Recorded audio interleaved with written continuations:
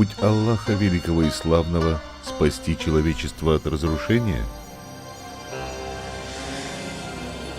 Аллах послал пророка Ибрагима, мир ему, научить людей тому, что нет другого Бога, кроме Аллаха, и есть только один путь искупления.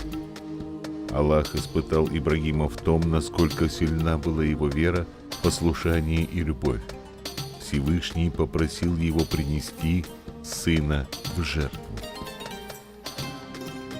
Ибрагим был послушен и взял своего сына, чтобы принести в жертву Господу. Он поднял нож, чтобы вонзить в сына. Но Аллах милостив и сострадателен. Он остановил Ибрагима и послал ягненка, чтобы выкупить его сына. Во имя Аллаха Милостивого и Милосердного мы выкупили его великой жертвой. Сура, стоящие в ряд 37-107. Аллах был доволен послушанием пророка Ибрагима и дал ему обещание. Во имя Аллаха Милостивого и Милосердного.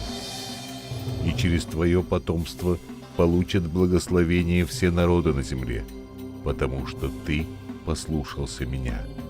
Таурат, начало 22:18.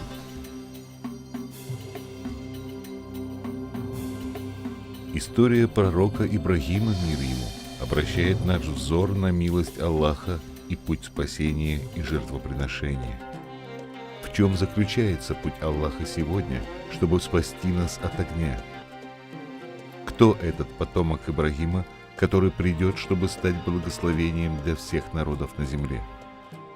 Сура Майрам 19:21.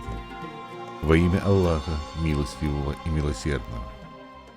Мы сделаем его знамением для людей и милостью от нас. Кто он? Знамение? Милость?